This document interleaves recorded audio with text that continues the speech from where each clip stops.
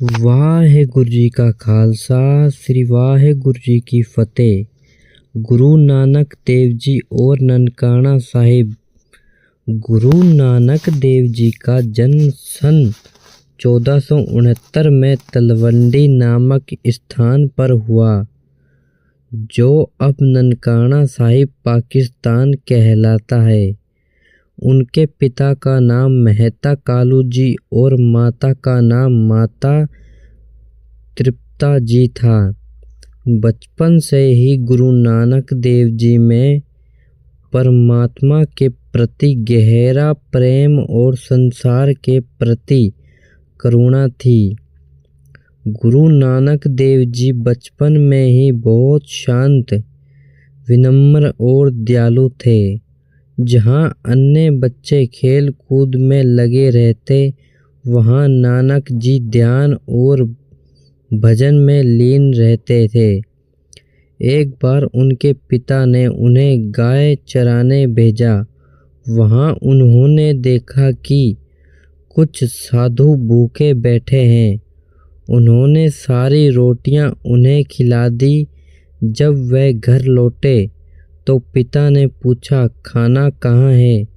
नानक जी ने कहा, पिताजी, मैंने उसे सबसे श्रेष्ठ स्थान पर चढ़ा दिया, भूखे साधुओं के पेट में।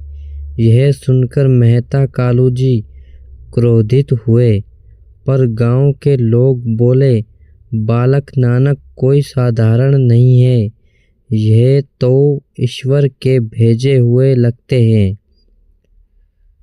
ननकाना साहिब में करामात।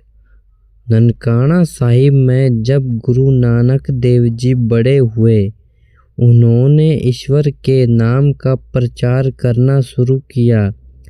ना कोई हिंदू ना कोई मुसलमान, सब एक ही परमात्मा की संतान है। एक बार उनके पिता ने सोचा कि नानक अब जवान हो गए हैं, उन्हें कोई व्यापार करना चाहिए। उन्होंने कुछ पैसे दिए और कहा, जा व्यापार कर आ। नानक जी रास्ते में जा रहे थे तो उन्होंने देखा कि कुछ साधु भूखे बैठे हैं।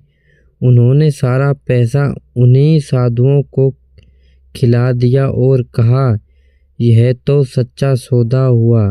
भूखों को खाना खिलाना यही सबसे बड़ा लाभ है।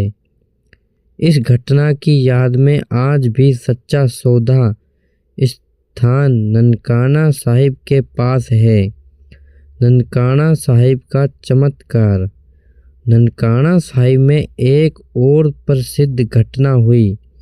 जब गुरु जी ध्यान में बैठे हुए थे तो एक वृक्ष के नीचे तेज धूप थी। एक गांव की व्यक्ति देख रहा था कि गुरु जी के ऊपर धूप नहीं पड़ रही, बल्कि पेड़ की छाया अपने आप गुरु जी के साथ घूम रही है।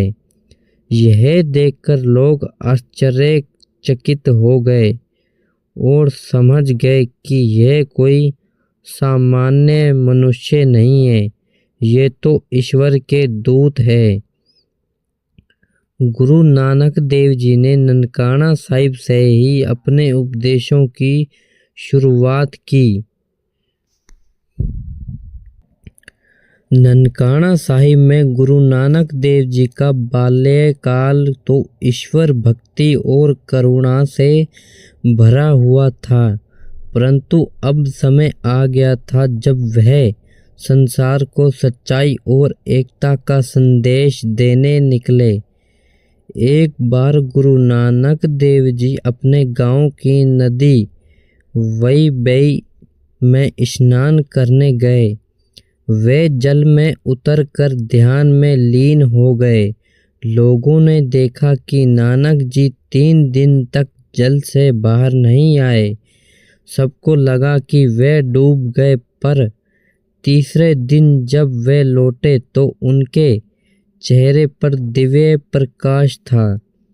उन्होंने आते ही कहा, ना कोई हिंदू ना कोई मुसलमान, सब एक ही परमात्मा की संतान है।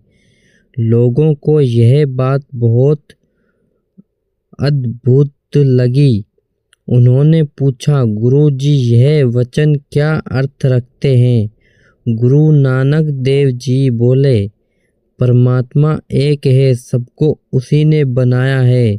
जो एक को समझेगा वही सच्चा धर्म समझेगा। ननकाना साहिब के लोग पहले छोटे छोटे झगड़ों में उलझे रहते थे, पर जब उन्होंने गुरु नानक देव जी के उपदेश सुने तो उनमें बड़ा परिवर्तन आने लगा। वे एक दूसरे की सहायता करने लगे, मिलजुल कर भजन करने लगे और गरीबी की सेवा करने लगे।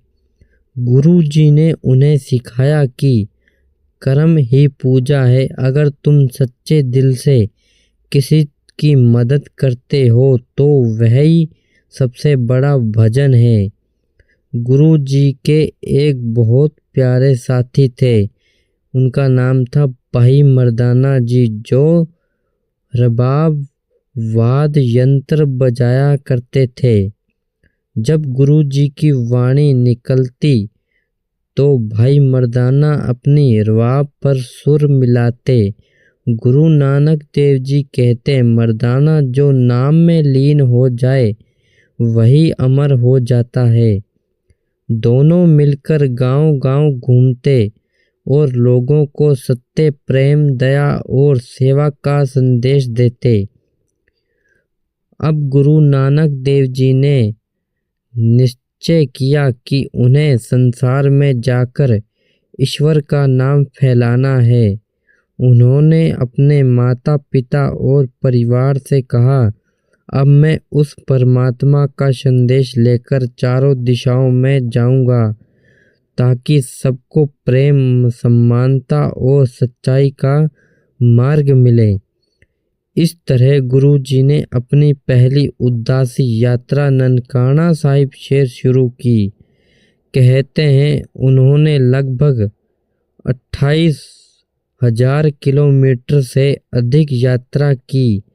भारत, पाकिस्तान, तिब्बत, श्रीलंका, अफगानिस्तान, मक्का, मदीना तक, और हर जगह उन्होंने एक ही बात कही, एक ओंकार सतनाम वाहेगुरु ही सच्चा है।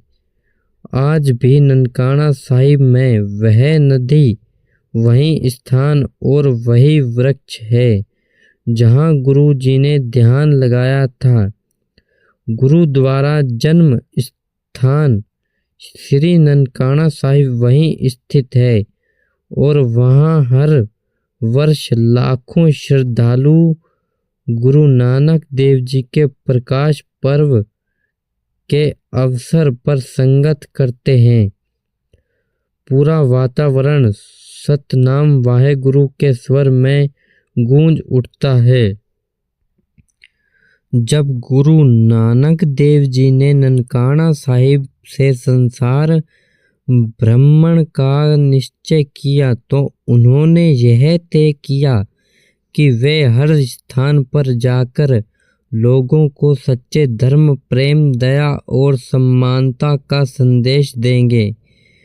उनके साथ उनके प्रिय साथी भाई मर्दाना जी भी थे, जो हमेशा रबाब बजाते और गुरु जी के उपदेशों को संगीत में ढालते।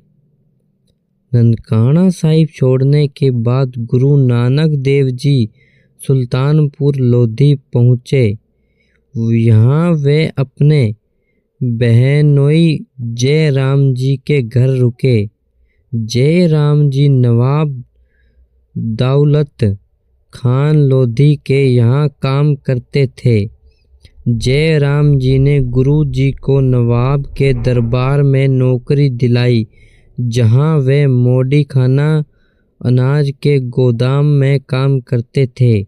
गुरु जी का काम था अनाज का हिसाब रखना, लेकिन वे हर बार अनाज तोलते हुए 13-13 कहते जाते थे। जब संख्या 13 हो आई तो वे उसी में लीन हो गए। तेरा ही सब कुछ है हे प्रभु, मैं कुछ भी नहीं। लोगों को लगा कि वे पागल हो गए हैं, पर यह तो उनका भक्ति भाव था।